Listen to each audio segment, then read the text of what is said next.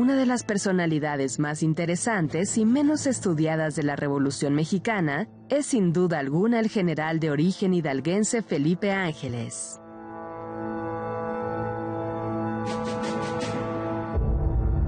Hombre incorruptible desde su época como coronel del Ejército Federal del régimen porfirista.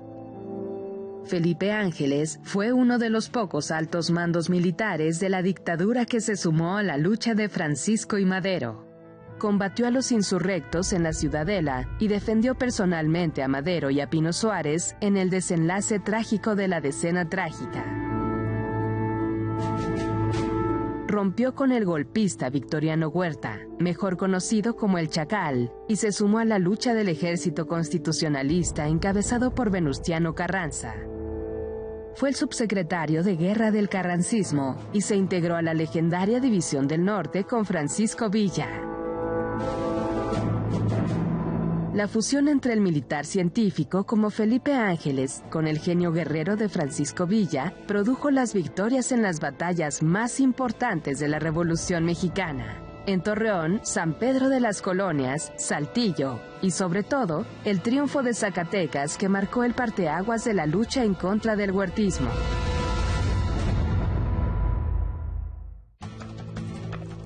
A 100 años del asesinato del general Felipe Ángeles, ¿cuál es el legado más importante que nos deja este personaje fundamental de la historia y la Revolución Mexicana? De alguna manera, Felipe Ángeles representa para las Fuerzas Armadas mexicanas al militar valiente, al gran estratega, pero sobre todo al militar institucional y leal. Esa parte es sumamente significativa para nosotros porque no solamente fue un militar preparado, que estaba al servicio del pueblo de México, sino que además de todo marcó una línea al nuevo ejército que surge durante la Revolución Mexicana. En este punto quiero ser muy enfático al decir que Felipe Ángeles era institucional y era leal a la figura del presidente Francisco Madero. ¿Por qué es importante? Porque era un presidente elegido democráticamente por el pueblo de México. Y eso Felipe Ángeles lo tenía perfectamente claro.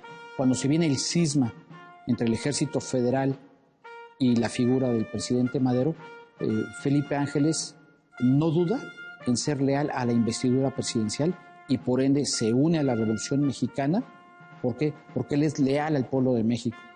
Y ese legado de Felipe Ángeles de lealtad institucional, de servir al pueblo de México a través de sus instituciones legalmente constituidas, es algo que nosotros vamos a heredar de Felipe Ángeles y por ello la admiración y el respeto que le tienen las Fuerzas Armadas mexicanas, particularmente el ejército, a la figura de Felipe Ángeles. ¿Cuál fue el papel del general Felipe Ángeles en la Decena Trágica? El papel de Felipe Ángeles durante la Decena Trágica es difícil de entender porque ahorita Felipe Ángeles ha crecido al paso del tiempo como un héroe de la patria. Sin embargo, hay que ubicarnos en tiempo y espacio. En 1913, Felipe Ángeles era un general brigadier recién ascendido, llevaba menos de un año de haber ascendido, era director del Colegio Militar de México, pero estaba comisionado en el estado de Morelos, dirigiendo la campaña contra los revolucionarios zapatistas. Esta situación provoca que cuando se da el cuartelazo del 9 de febrero de 1913, el presidente Madero no cuente con la figura de Felipe Ángeles, el director del Colegio Militar. Entonces, cuando se realiza la marcha de la lealtad y el presidente Madero llega a Palacio Nacional, una vez que han pasado los acontecimientos del Palacio Nacional, inmediatamente piensa en gente leal a él y decide trasladarse a Cuernavaca para entrevistarse con el presidente Felipe Ángeles y traerlo a la Ciudad de México con 2,000 hombres de las tropas leales a Madero. Sin embargo, Madero va a cometer un grave error. Le da la comandancia de la guarnición de la Ciudad de México al general de división Victoriano Huerta. Este punto es muy importante porque la disciplina y la institucionalidad en los militares del viejo Ejército Federal permea en su razonamiento, inclusive en su corazón de estos personajes. Huerta es de división, Felipe Ángeles es un general brigadier. Son 2 grados de diferencia y pesan mucho, porque ya los dos son generales, pero es un abismo el que hay entre grado y grado, y nosotros al paso del tiempo hemos perdido de vista ese punto que es fundamental. Por supuesto que Felipe Ángeles se da cuenta que los ataques durante la llamada decena trágica, esos 10 días que se combatió en las calles de la Ciudad de México, son extraños. Huerta se la pasa haciendo ataques muy extraños a la Ciudadela y Felipe Ángeles lo sabe que hay algo raro. Sin embargo, le pesa más la disciplina y la institucionalidad. Dudar de la capacidad de Victoriano Huerta, dudar del papel del comandante en jefe, en este caso que representa a Huerta, representa un acto de insubordinación. Y eso Felipe Ángeles, en su formación intelectual y su vida castrense como hombre disciplinado, no puede ser posible. De ahí que Felipe Ángeles considera, seguramente pensó en muchas ocasiones, que Madero iba a relevar a Huerta, y sin embargo Madero no lo hace. De ahí que cuando se da el segundo cuartelazo, que es el del 18 de febrero, cuando aprenden a Madero, a su vicepresidente José María Pino Suárez y al propio Felipe Ángeles, de alguna manera no lo pudo prever Felipe Ángeles. Es una situación que se ha querido acusar al general, sin embargo no hay que perder de vista que es un general brigadier y Huerta es un general de división, es un superior, pero además de todo es el hombre victorioso que un año atrás venció a Pascual Orozco en toda la rebelión orozquista. Entonces son dos gigantes de nuestra historia los que se están enfrentando. Sin embargo, Huerta ya es un personaje a nivel nacional y Felipe Ángeles apenas acaba de llegar al generalato. Eso es un personaje que todavía le hace falta mucha carrera militar por el futuro. En medio de la asonada de los generales Bernardo Reyes y Félix Díaz, Madero decidió viajar a Morelos, territorio dominado por Emiliano Zapata, para sostener un encuentro privado con Felipe Ángeles. Fue uno de los encuentros más enigmáticos e importantes de la historia del maderismo. Por desgracia, ese sitio histórico, localizado en el centro de Cuernavaca, en el Jardín Juárez, ahora es una plaza comercial olvidada, a pesar del patrimonio histórico del país.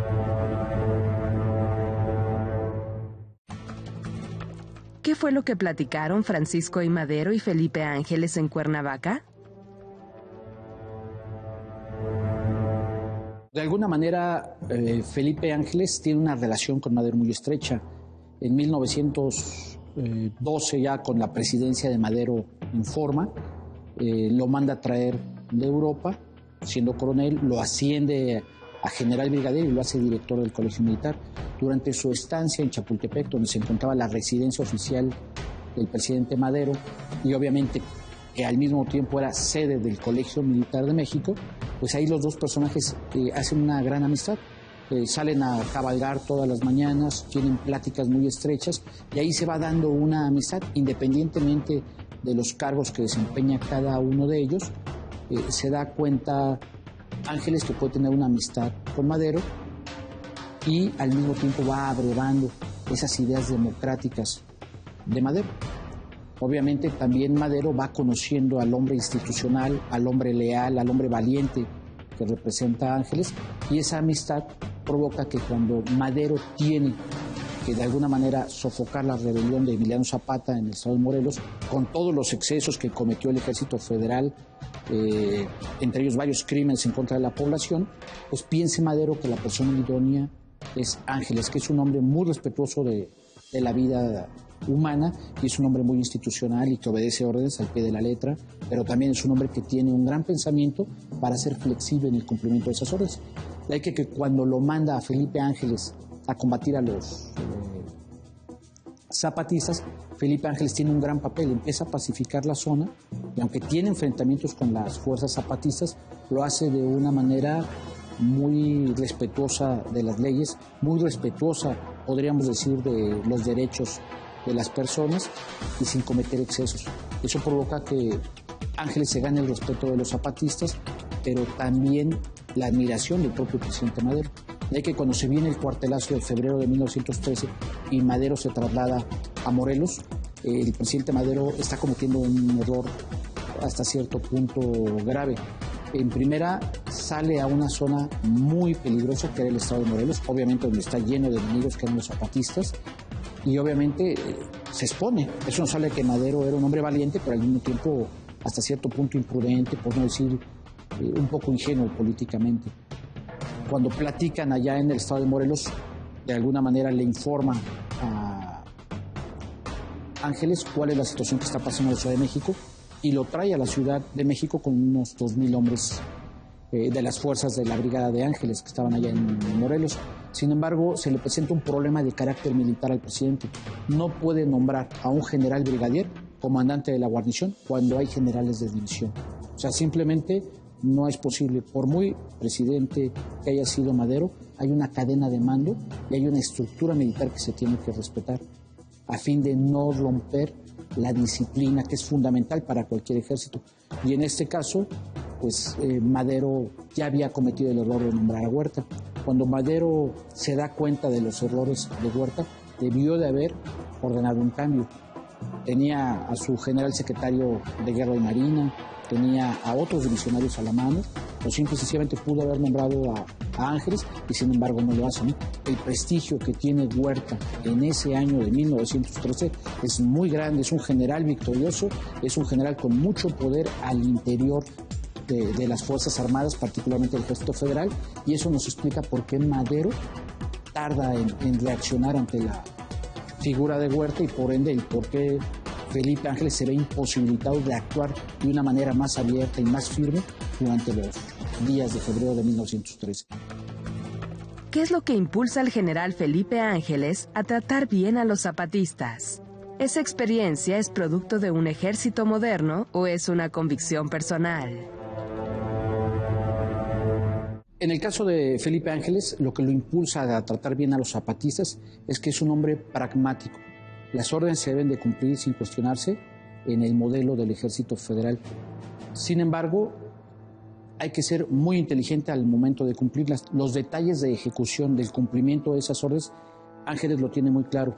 Hay que pacificar la zona zapatista y los detalles de ejecución le corresponden a él como general en jefe en el estado de Morelos. Y él se da cuenta que mucho del malestar de los campesinos de Morelos es el trato que han recibido. Entonces ahí Felipe Ángeles es muy cuidadoso, observa muy bien cuál es la situación social del lugar donde está operando y obviamente eso le permite dar un viraje al momento de dar órdenes. ¿Por qué? Porque primeramente evita el saqueo, la importancia del saqueo en los ejércitos del mundo, de todos los ejércitos del mundo, es fundamental en la antigüedad porque era una forma de motivar a las tropas, el permitir el saqueo, el botín, el robo, y una forma de acabar con el enemigo era aniquilándolo. El fusilamiento era parte de una tradición muy mexicana del siglo XIX. Sin embargo, Ángeles rompe con eso. ¿Por qué? Porque es un hombre primeramente con valores humanos, con una calidad humanística muy importante. No hay que perder de vista que Felipe Ángeles es un egresado del Colegio Militar, pero de la época del esplendor de oro del Colegio Militar en la época del Porfiriato. Ya no es un general de división que viene de las guerras de la intervención francesa. No, es un general profesional, con estudios, pero además de todo que ha salido al extranjero, que ha estado en aulas estudiando. Es un hombre muy culto, es un hombre que lee mucho y eso le permite tener una sensibilidad y darse cuenta que el programa de Morelos va más allá de una solución militar. También tiene que haber un cambio social, un cambio político en el manejo del problema con los zapatistas. Esto Madero lo entiende bien, pero también lo entiende muy bien Felipe Ángeles. Y eso provoca que Ángeles se gane el respeto de los zapatistas. Luego que asesinan a Madero y Pino Suárez, el general Ángeles tiene que salir otra vez al exilio brevemente para París. ¿Qué es lo que ve Venustiano Carranza en Felipe Ángeles? Aquí es importante tomar en cuenta que lo que ve Carranza en la figura de Felipe Ángeles para invitarlo a unirse a la revolución es al hombre pundonoroso, al hombre leal, al hombre de convicciones democráticas, y ese punto es sumamente significativo. Finalmente todo el mundo sabe en aquella época que Felipe Ángeles era un simpatizante de Madero, lo que nos habla de un militar con pensamientos democráticos, pero al mismo tiempo nos habla de un militar leal, y eso es una parte fundamental en el pensamiento de Felipe Ángeles. Felipe Ángeles, cuando rompe con el Ejército Federal, tiene mucho que ver la parte de la disciplina. Sabe Felipe Ángeles que el ejército debe tener una misión social, que es proteger y garantizar la independencia y la soberanía de la nación, el pueblo de México en este caso, pero representado a través de sus instituciones legalmente establecidas. Y estas son representadas por el presidente Madero. Cuando el Ejército Federal da un cuartelazo en contra de la figura del presidente de la República, elegido democráticamente, está saliéndose del ámbito legal, del ámbito institucional. Y eso provoca necesariamente en la figura de Ángeles una crisis de conciencia. Soy leal al ejército del cual provengo, del cual me formé, del cual abrevé mis virtudes y mis valores militares, que ha roto su respeto a la investidura presidencial, o me paso a la Revolución Mexicana. No es un dilema fácil en un hombre que lleva muchos años, estamos hablando más de 20 de ser militar federal. Pues esta crisis de conciencia, Ángeles logra resolverla de manera muy atinada, y eso justifica su paso de un ejército que se ha puesto al margen de la ley a la Revolución Mexicana. Por ello, esta ruptura institucional a nivel de un individuo que es Ángeles, de decir ya no soy federal y me paso a la Revolución Mexicana, es cruzar un río Rubicón prácticamente, y pasarse a apoyar al pueblo de México. No hay que perder de vista que todas las grandes revoluciones en la historia, siempre a los revolucionarios se les ha llamado bandidos, delincuentes y que están fuera de la ley, y después se convierten en gobiernos institucionales y victoriosos. Felipe Ángeles ve esto, el ejército se puso al margen de la ley, por lo tanto se pasa a apoyar al pueblo de México. Y Carranza lo observa. Carranza sabe que Felipe Ángeles trae todo un bagaje intelectual, todo un capital intelectual, no solamente en valores y virtudes militares, sino trae todo un conocimiento de lo que es ser un soldado profesional, un soldado disciplinado. La disciplina en cualquier ejército es fundamental. Y obviamente se levanta el pueblo de México en una revolución, pero son ciudadanos armados, no son ciudadanos soldados profesionales, son ciudadanos armados. Y obviamente Carranza tiene que disciplinar al ejército constitucionalista, tiene que disciplinarlo, tiene que darle una organización, tiene que darle una formación netamente castrense, y eso es lo que representa Ángeles. Es la parte medular que requiere Carranza, requiere un intelectual, un experto, no solamente en el arte de la guerra, sino en la organización de los ejércitos, y Ángeles representa ese elemento que necesita Carranza. ¿Pensó Carranza en Felipe Ángeles como el arquitecto de un nuevo ejército?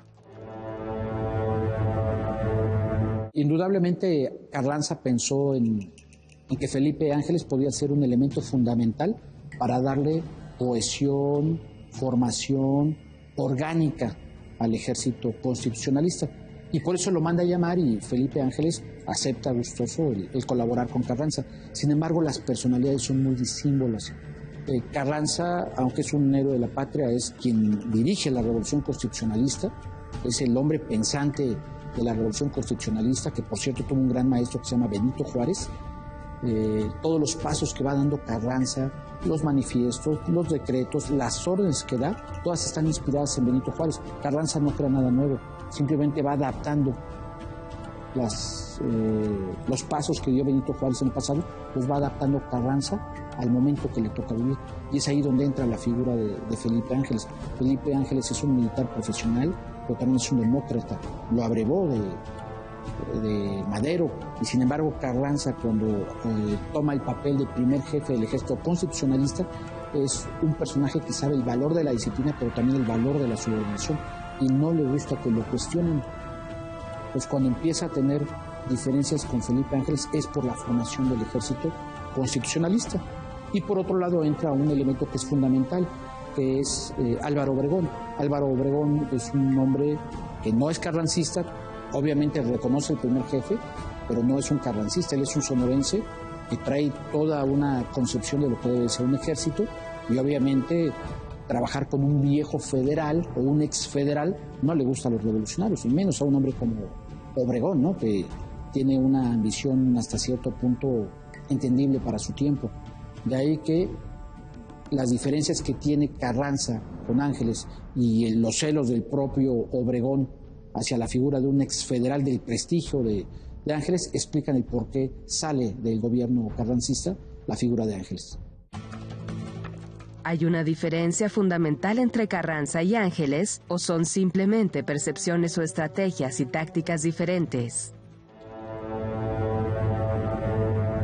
Dentro de las diferencias que tuvieron Venustiano Carranza con Felipe Ángeles como subsecretario de Guerra, no le da el cargo de secretario de Guerra, se lo deja perfectamente claro, lo deja como subsecretario de Guerra y Marina del gobierno constitucionalista, es porque Carranza quiere reorganizar al ejército constitucionalista. Sin embargo, Felipe Ángeles trata de rescatar a los elementos honestos y leales que aún existen en el ejército federal.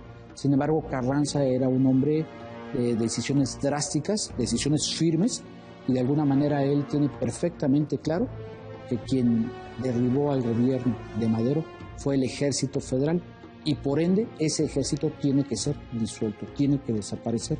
Ahorita esta concepción de la disolución de los ejércitos es un poco compleja, sin embargo, en una nación que está viviendo una efervescencia revolucionaria, era romper con el viejo ejército y crear uno nuevo, un ejército que estuviera al servicio de la nación, que fuera respetuoso de las leyes, respetuoso de sus instituciones, que fuera de origen popular, pero ante todo que estuviera a favor de los ideales democráticos por los que el pueblo de México estaba luchando en ese tiempo. Y obviamente a Carranza le queda muy claro que hay que disolver al viejo ejército federal. De alguna manera Felipe Ángeles cree que no es necesario llegar a esa medida. Sin embargo, cuando se convence de que hay que disolver al viejo ejército federal, pues sí trata de rescatar a algunos especialistas, sobre todo que le pudieran apoyar en la importante labor de organizar al ejército federal. Por eso hace un llamado a los federales Felipe Ángeles, cosa que no agradó mucho a Obregón ni a Carranza.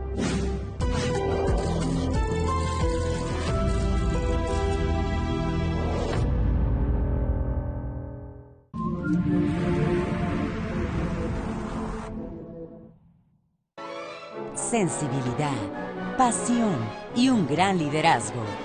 Ella es una de las directoras de orquesta más importantes que ha esparcido el talento mexicano a todo el mundo.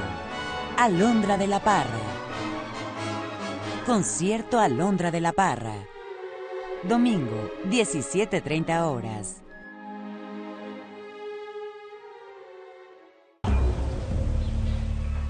Mi mamá a mí me abandonó a mis 5 años de edad. Porque ya mi familia pues ya no era lo mismo, ya me tenían miedo.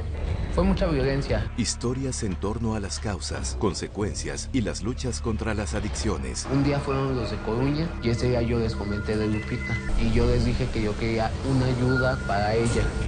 Muerte sin fin. Estreno hoy, 20:30 horas. A nivel mundial, el 80% del comercio se transporta por vía marítima. Sin embargo, solo el 31% del comercio exterior mexicano se maneja a través de los puertos.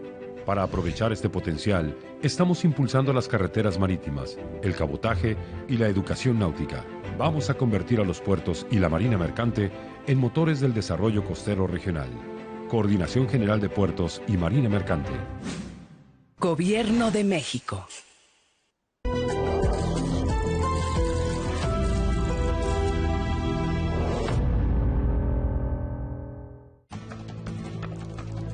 ¿Cómo se da esta unión en la historia de Felipe Ángeles con Pancho Villa? Este entendimiento entre un científico y un guerrillero. Las diferencias entre Carranza y Felipe Ángeles que llevan a este último a servir a la División del Norte y encontrarse con Villa son interesantes y hay que verlas desde distintos puntos de vista. Primeramente, Carranza tiene problemas personales con Felipe Ángeles por la forma en la que hay que no solamente dirigir la guerra, sino organizar al ejército constitucionalista. No hay que perder de vista que Ángeles es un hombre que está muy apegado a la disciplina y sabe que la columna vertebral de cualquier institución armada es la disciplina. Sin disciplina, simplemente los militares se convertirían en una horda de bárbaros. De ahí que Felipe Ángeles se esfuerza por hacerle comprender a Carranza la importancia de disciplinar al ejército constitucionalista. Por otro lado vienen las pugnas que tiene el propio Carranza con los hombres cercanos del poder militar de la revolución, como son Obregón. Entonces, estas diferencias provocan que cuando Villa pide a Felipe Ángeles para que lo auxilie a organizar a la artillería de la División del Norte, Carranza accede a esta petición de Villa y le manda al subsecretario de Guerra, que es Felipe Ángeles. Este encuentro entre Villa y Felipe Ángeles se ha exagerado. Felipe Ángeles era un científico de la guerra, sin embargo tiene un punto en común con Villa. Los dos son maderistas. Esa parte es fundamental. Los dos son maderistas, pero los dos fueron leales también a la figura del presidente representado en Madero. Entonces, ese punto de simpatía los acerca mucho. Por otra parte, en el ámbito personal, los dos no son muy cercanos a Carranza. Se da una diferencia muy grande entre Villa y Carranza. Hay una animadversión. Para Carranza, Villa es un bandido. Para Villa, Carranza es un viejo perfumado porfirista. Entonces, estas diferencias entre Villa y Carranza también las tiene Ángeles. Carranza sabe que Ángeles es un viejo exfederal. Y por el otro lado, Ángeles sabe que Carranza es un dictador en potencia. Entonces, estas diferencias personales también acercan a Villa con Felipe Ángeles y le reconoce Villa que el último que estuvo como hombre leal a Madero fue Felipe Ángeles, y esa parte es fundamental. Villa es un gran conocedor de la psicología de los seres humanos y reconoce el carácter de honestidad, de lealtad y de espíritu de sacrificio que tiene Ángeles, y eso los acerca, porque también Ángeles se da cuenta que Villa verdaderamente es un hombre que está luchando por los intereses y los ideales del pueblo de México. Entonces ahí es donde se da esta unidad.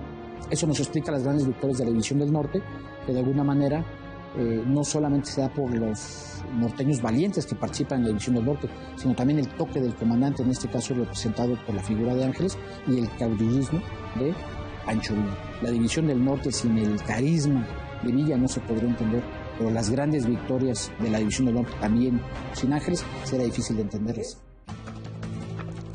El general Felipe Ángeles potenció la capacidad militar que tenía la División del Norte, o se trató de una coincidencia afortunada. Cuando se dan las grandes batallas de la División del Norte, como son Torreón, San Pedro de las Colonias y Zacatecas, por mencionar el orden cronológico en el que se van presentando, tiene Francisco Villa la fortuna de que se le incorpora Felipe Ángeles. Ya venía Villa haciendo una gran campaña victoriosa en Chihuahua. Logra tomar primero Ciudad Juárez, posteriormente derrota a los federales en Tierra Blanca, baja hacia el centro de Chihuahua, toma Chihuahua, posteriormente en Ojinaga derrota a la División del Norte del Ejército Federal. Esto va a representar una gran capacidad de organización por parte de la División del Norte de Villa, que se da cuenta Villa que ya tiene un gran número de hombres y que requiere cierta organización castrense para que opere esa máquina de guerra tan perfecta que es la División del Norte.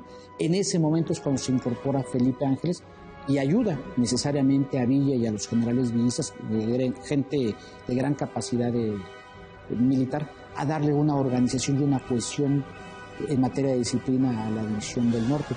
Por ello, cuando se enfrenta Villa al reto de tomar Torreón, se enfrenta a un gran general federal, que es José Refugio Velasco.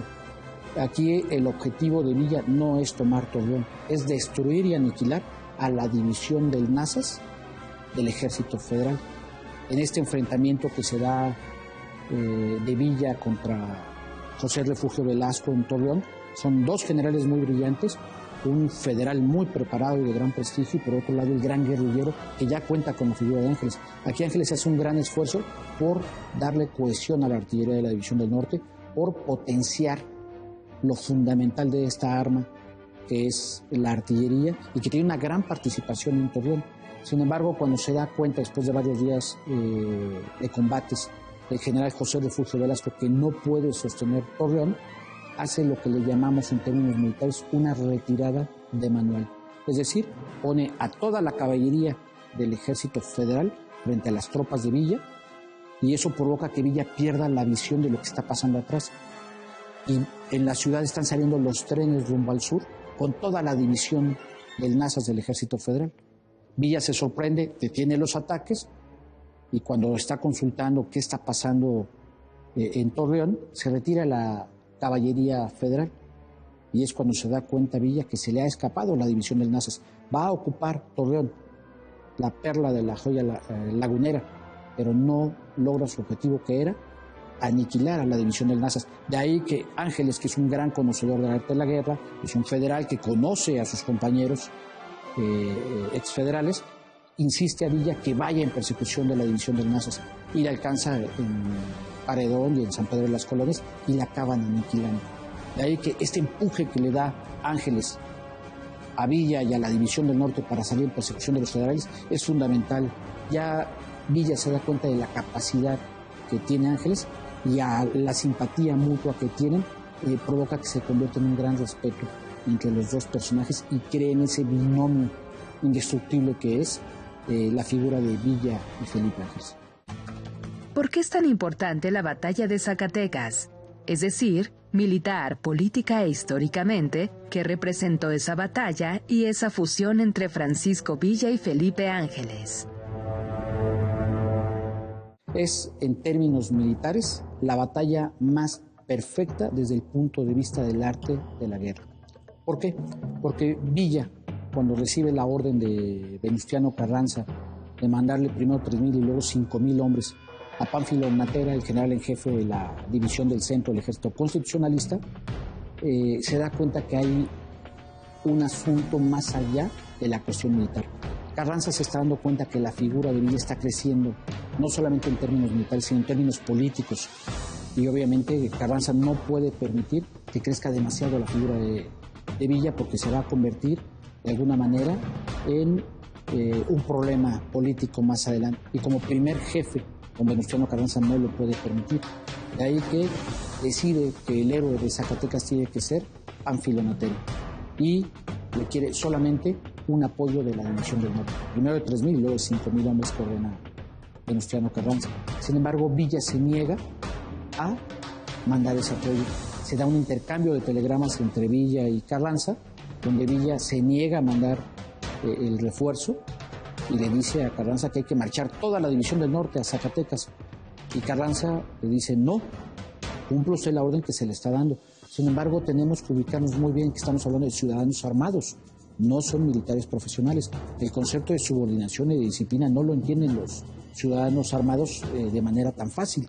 De ahí que Villa dice, bueno, si yo estorbo a la división del norte, pues entonces nombre otro general en jefe de la división del norte, y Carranza pues obviamente aprovecha la oportunidad de deshacerse de Villa, ordena que se reúnan los generales de la división del norte y que se nombre un nuevo general en jefe.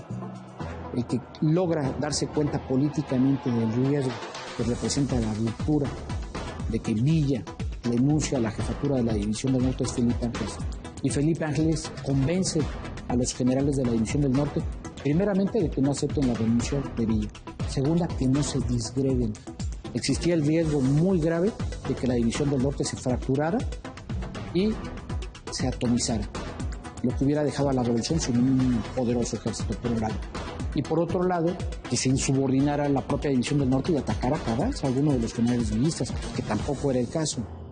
Y el tercer punto, que no se atacara a Zacatecas y por ende salieran beneficiados los federales. El que comprende perfectamente esta situación es Ángeles y logra convencer primero a Villa de que no renuncie y logra convencer a los generales de la división del norte de que se mantengan unidos a Villa y que todos juntos marchen a Zacatecas. Pero además de todo, Ángeles es el que contesta el telegrama de Carranza y le dice, no vamos a aceptar la renuncia del general Villa, que es la espada más valiosa de la revolución. Nos vamos a ir a Zacatecas. Obviamente esta insubordinación de los generales de la división del norte es plenamente explicable y entendible al momento que se está viviendo. Estamos en una guerra donde es el pueblo de México, ciudadanos en armas, luchando por los ideales de la revolución. Y por el otro lado está Carranza, que aunque está dirigiendo la revolución de una manera muy inteligente y de una manera muy atinada, no puede aceptar un acto de insubordinación.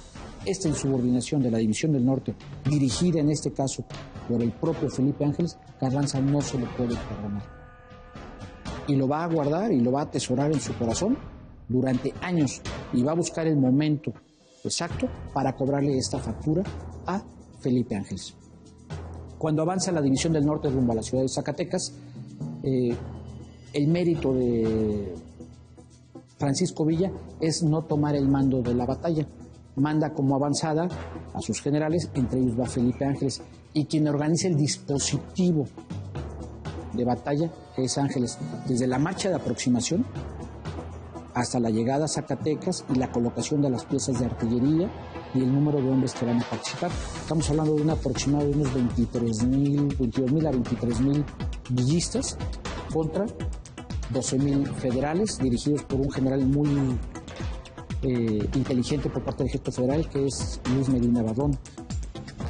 Además de todo, de la superioridad numérica de 2-1 que llevan los villistas, se lleva una gran superioridad de piezas de artillería. Ángeles lleva 24 o 25 piezas de artillería y eso le da una gran potencia de fuego al arma de artillería de los villistas. Cuando llega Ángeles, rodea la ciudad y no solamente planea Ángeles el ataque simultáneo a la ciudad desde distintos puntos, sino que deja una salida que es la retirada de los federales hacia el pueblo de Guadalupe. Ahí es donde Ángeles ha planeado dar el tiro de gracia y aniquilar al ejército federal. Van a atacar la ciudad, les van a dejar una salida y en Guadalupe los va a aniquilar. La batalla de Zacatecas es la más perfecta del arte de la guerra en México. ¿Por qué?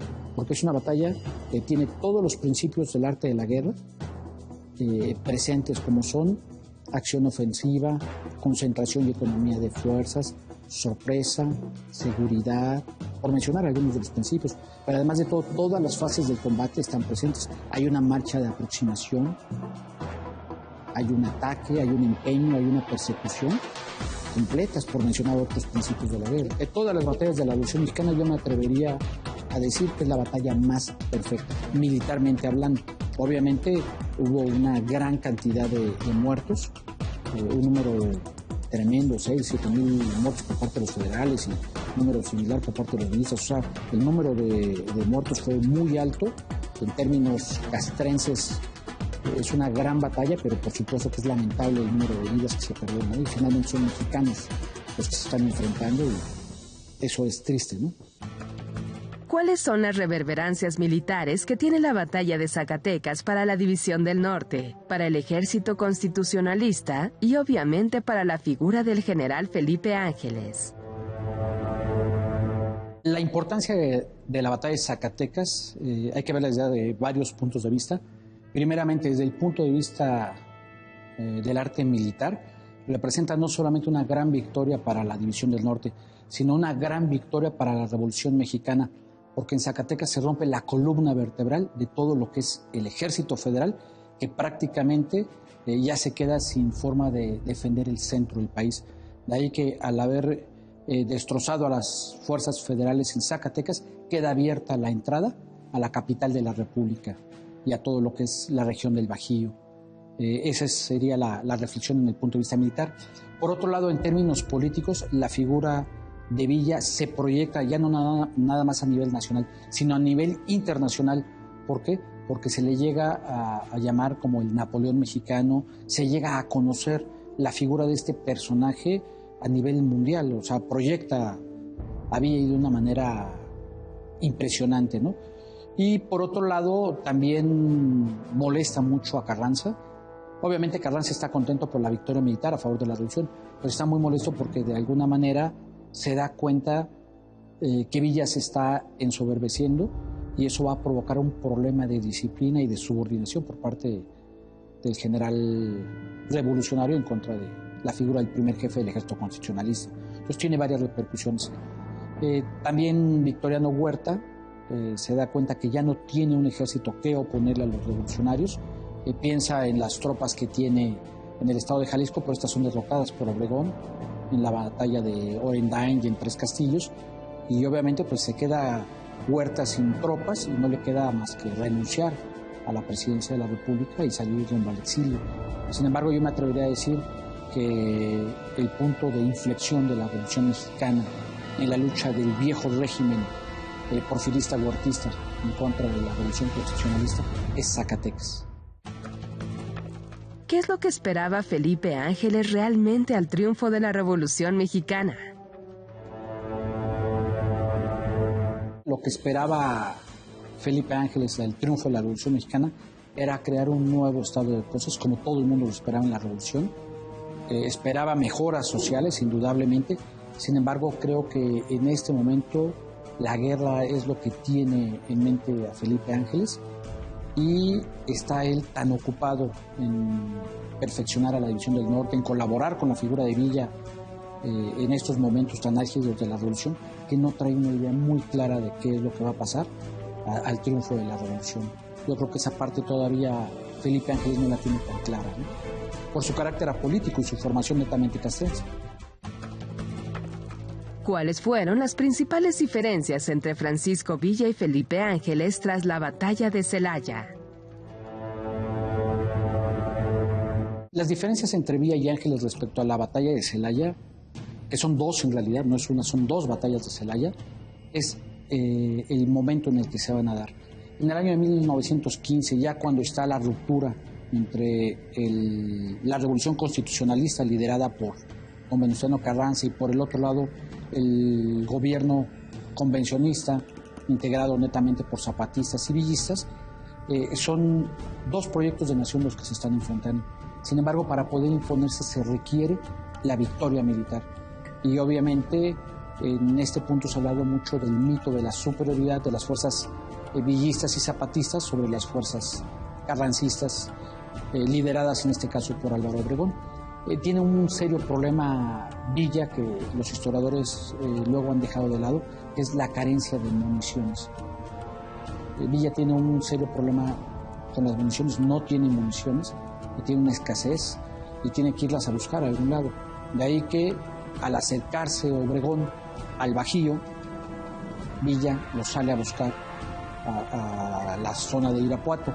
La importancia de la ciudad de Irapuato es que es un nudo ferrocarrilero muy importante que conecta al norte, al occidente y al Bajío, y obviamente dominar Irapuato es un factor fundamental que Villa observa con mucha claridad, pero además de todo sabe que cada día que va pasando el ejército de Álvaro Obregón se va a ir fortaleciendo, no solamente con la llegada de masones, sino con la llegada de material de guerra que entra por Veracruz y le llega a Obregón sin mayor problema. Y sin embargo Villa tiene un embargo por parte del gobierno de los Estados Unidos que no le permiten la llegada de municiones, pero además de todo se está extendiendo la revolución. Entonces la mejor solución que ve Villa es aniquilar al ejército constitucionalista de Álvaro Obregón.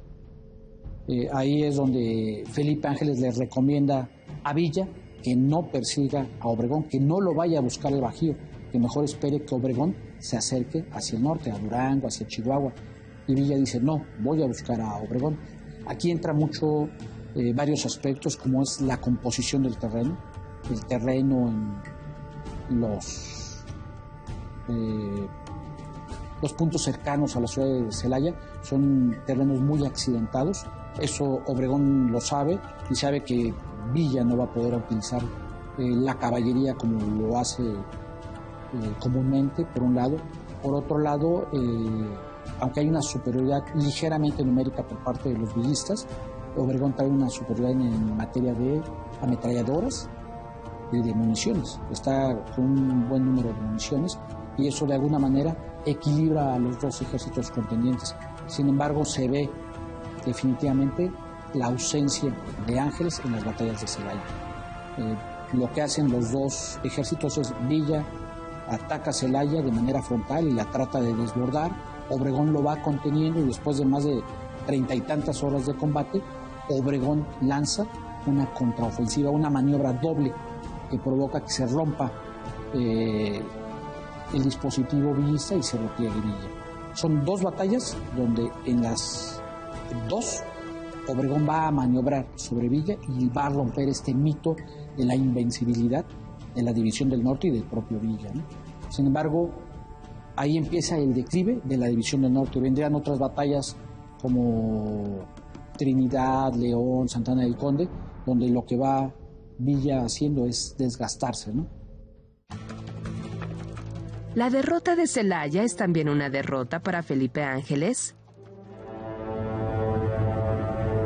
No, definitivamente las batallas de Celaya respecto a la figura de Felipe Ángeles nos indican que Villa no tiene a un asesor fundamental que sea un gran conocedor del arte de la guerra, como lo es Ángeles, pero además de todo nos habla de la precipitación de Villa. Villa debió de haber concentrado un mayor número de elementos para derrotar a Obregón, y obviamente Obregón tampoco esperaba las batallas de Celaya. Obregón sale de Celaya con las fuerzas de Maicotey y se encuentra a Villa, que salió de Irapuato rumbo a Celaya. Entonces es una batalla en donde el liderazgo y el mando militar son muy importantes. Obregón tiene un cuadro de generales muy valioso, como es Fortunato Maicotey, como es Benjamín Gil, que organiza la defensa de Celaya. Son generales que les gusta la maniobra, que tienen flexibilidad a la hora de obedecer órdenes y de cumplirlas. Y en el caso de la División del Norte hay un centralismo tremendo por parte de Villa, que además de todo, cuando llega a Celaya no llega con sus grandes generales de la División del Norte, que están desplegados en otros frentes de batalla, llega con muchas tropas que son novatos en el arte de la guerra, porque los viejos veteranos de la División del Norte también están en otros frentes, como en Jalisco combatiendo al general Manuel M. Diegues, como en Monterrey, en fin. No es la poderosa División del Norte de 1914 la que está enfrentando a Obregón en las batallas de Celaya. Y eso es un punto a favor de Obregón, que sabe capitalizarlo, y eso nos explica en gran parte la derrota de Villa.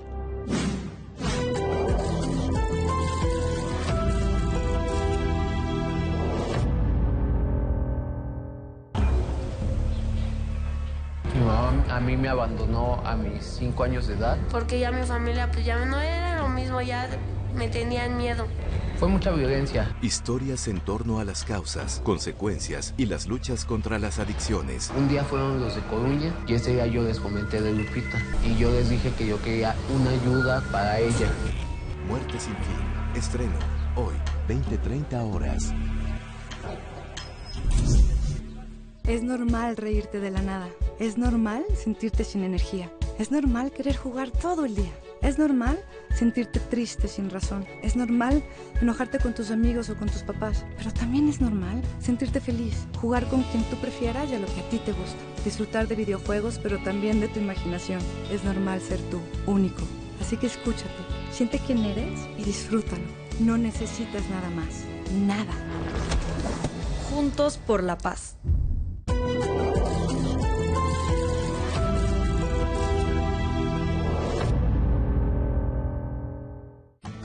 Hay 3 grandes figuras militares en la historia de la Revolución Mexicana: el genio de Francisco Villa, la enorme capacidad de Álvaro Obregón y el estratega que es Felipe Ángeles. ¿Quién fue mejor militar? Hablar de quién es mejor militar, comparando a Álvaro Obregón, a Francisco Villa y a Felipe Ángeles, es un tema complejo. De entrada, todas las comparaciones son odiosas. Sin embargo, ya hablando en el término del arte de la guerra y aspectos militares, son 3 figuras diferentes. Le voy a poner un ejemplo. En el caso de Felipe Ángeles, es un militar de academia, de escuela, es un militar profesional, es un militar que sabe la importancia de la táctica, de la estrategia, de la orgánica y de la logística en el campo de batalla. Es un experto artillero, es un científico de la guerra, por decirlo de alguna manera, pero además de todo es un gran conocedor del arte de la guerra en todas sus fases. Y eso nos habla porque la batalla más perfecta de la Revolución Mexicana, que es Zacatecas, es una batalla muy perfecta desde este punto de vista. ¿Por qué? Porque todos los principios de la guerra están aplicados en Zacatecas. Es una parte fundamental. Por el lado de Álvaro Obregón es un general que le gusta mucho la maniobra. Es un general que hace la combinación de las tropas en movimiento con el fuego y con el terreno. Es un general que tiene una gran capacidad de dirigir a sus tropas y ser flexible en el campo de batalla y a la hora de la estrategia y de la táctica en el campo de combate. Es un hombre muy inteligente, Obregón, pero además de todo es un hombre que, como no tiene conocimientos doctrinarios científicos de la guerra, puede improvisar y ser muy pragmático a la hora de dirigir a sus hombres en la guerra. Y por el lado de Villa es un general que podríamos decir que es el perfecto guerrillero. Sí tiene grandes victorias militares, pero de alguna manera es un militar que podríamos decir que es muy práctico, tiene la intuición que le da el no tener una preparación académica que lo encierra en una camisa de fuerza. Es un hombre que sabe improvisar, que conoce el terreno donde está operando, conoce a los soldados que está dirigiendo, pero además de todo es un hombre muy apegado a los aspectos de la guerra irregular, a la guerra de guerrillas, guerra de movimientos, que rompe con los patrones comunes de la guerra. Pues son tres personalidades diferentes. El científico de la guerra, Felipe Ángeles, apegado a la guerra regular y a los principios del arte de la guerra y de la disciplina. Por otro lado, a Álvaro Obregón, un hombre práctico que le gusta la maniobra, le gusta la guerra de movimiento, que no está apegado a un régimen militar castrense. Y por el otro lado tenemos a un perfecto guerrillero que es Villa, ¿sí? Que conoce el terreno, conoce a sus hombres y que de alguna manera es muy entrón. ¿Qué es lo más importante que nos queda del general Felipe Ángeles a pesar de la deliberada intención de no destacarlo como una de las figuras señeras de la Revolución Mexicana? Después de la Revolución Mexicana viene un olvido para las figuras que perdieron la revolución, en este caso Francisco Villa y obviamente en consecuencia Felipe Ángeles. No hay que perder de vista que la revolución la gana la clase media, representada por Obregón y el grupo sonorense de Plutarco Elías Calles, ¿no? Eso nos explica que cuando Obregón, Calles llegan a convertirse en gobierno como grupo sonorense, pues sí hay que pactar con los demás grupos, como son los villistas, como son los zapatistas, como son los viejos porfiristas, y eso permite que se consolide el gobierno revolucionario. Pero la figura de Villa la van relegando y se va también haciendo un mito por ahí del Villa bandido, de Villa el delincuente, y obviamente pues su figura que es fundamental, que es Ángeles, también va siendo relegado al olvido. Al paso de los años, ya ha entrado el siglo XX, el gobierno retoma la figura de estos grandes personajes. Obviamente los historiadores hacen una revisión de nuestra propia historia y es cuando el propio pueblo de México regresa a retomar la figura de Francisco Pancho Villa como un gran personaje central. Y en el caso del ejército mexicano se recupera la figura de Felipe Ángeles. Hay un gran trabajo de investigación histórica que hizo Federico Cervantes, amigo personal de Felipe Ángeles, y que como historiador recupera a este personaje mexicano, también lo recupera. ¿Por qué? Porque Felipe Ángeles tiene un gran significado para el ejército mexicano. Nos representa al militar honesto, al militar valiente, al hombre disciplinado, institucional, pero nos representa ante todo al hombre leal a sus convicciones, leal al pueblo de México, leal a las instituciones que el pueblo de México se ha dado de manera democrática. Y eso yo creo que es el gran legado y el gran valor que tiene Felipe Ángeles para la historia de México y fundamentalmente para la historia de las Fuerzas Armadas Mexicanas. Hay grandes enseñanzas y grandes legados que nos ha dado Felipe Ángeles. Tenemos por ahí su diario de operaciones en la toma de Zacatecas. Es una obra histórica de gran contenido, de lecciones castrenses para la gente que se dedica al estudio del arte de la guerra, sobre todo en el arma de artillería. Sin embargo, yo creo que la aportación más importante es el principio de la lealtad como la columna vertebral de las virtudes militares en México. Felipe Ángeles fue el puente militar, intelectual y estratégico entre las dos revoluciones armadas simultáneas que se produjeron en México.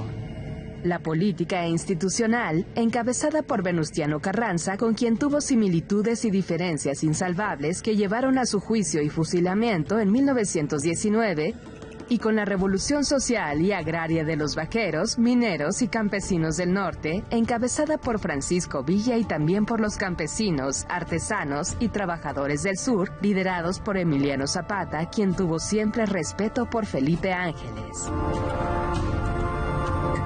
Este 26 de noviembre se conmemoran los 100 años de un gran estratega militar, pero también de un personaje que funcionó como bisagra entre el conocimiento científico de la guerra y el impulso popular de las batallas entre los mejores cuadros del porfirismo transformados en revolucionarios y los nuevos altos mandos militares que surgieron de la gran Revolución Mexicana. Felipe Ángeles fue un gran estratega y sobre todo un humanista cuyas lecciones aún alumbran la historia de nuestro país.